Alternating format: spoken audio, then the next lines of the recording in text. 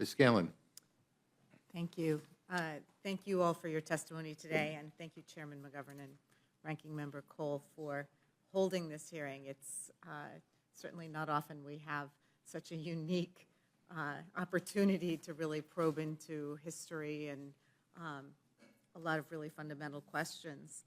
I guess one thing I was really struck by Chief Hoskin's quoting from John Ridge's letter, and really made it explicit that the Cherokee agreement to the treaty was really, that the issue of the delegate was really central. And I was curious, and I would ask this of each of our witnesses, are there other key elements from the contemporaneous, the folks who negotiated the treaty that you would point to as being particularly instructive as to what people intended with respect to the delegate? And I'd start with you, Chief Hoskin. Well, Representative, thank you for that. I wish I could be more responsive to your question. That was a very powerful passage from John Ridge, and that entire history of how that treaty was negotiated is itself fascinating. If there's more to add to the record, we will supplement. I'm not, though, prepared here to provide any further, but I do think that drove the point home nicely. Okay.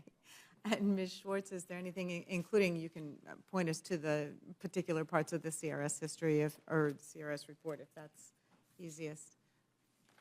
Yeah, it's not directly contemporaneous with the New Echota Treaty, but in a later treaty that was negotiated actually with the Confederacy, there is a similar delegate provision that goes into a little bit more detail about the expectation that the delegate would have the same rights and privileges of other representatives in that body. Of course, that's not a treaty with the United States, and it was about 30 years after the Treaty of New Echota. But I do think that Congress could look to that for some assistance in understanding the New Echota Treaty provision in the way that the tribe likely would have understood it. Okay, thank you. And Professor Robertson, anything?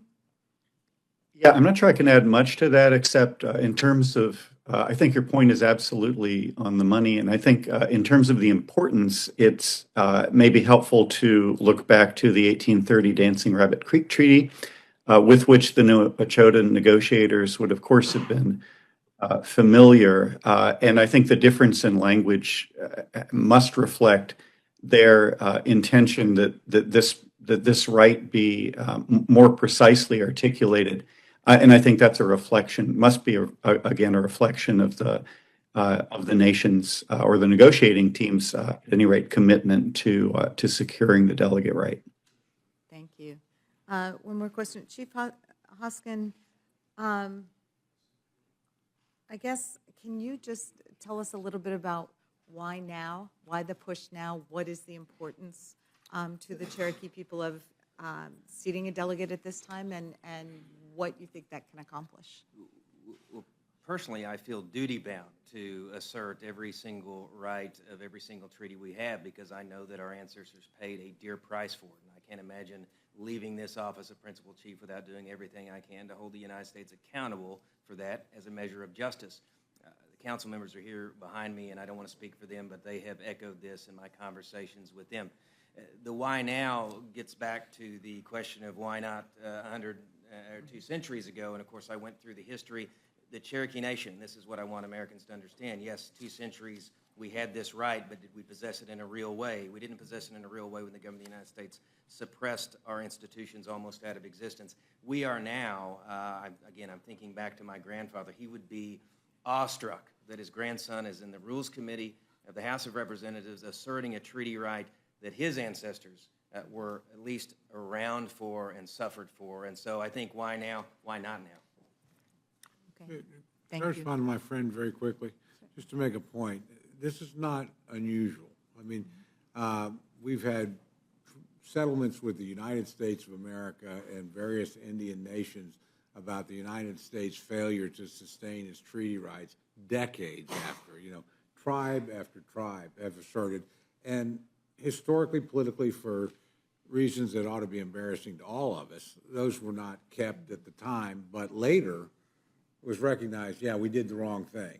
We've had litigation in Oklahoma involving Cherokees, Choctaws, Chickasaws on water rights and riverbeds. And yeah, we didn't do what we were supposed to do. You're not asking for this back, but here's the settlement or something. Or you are getting this back because we just did the wrong thing. So, I don't think you can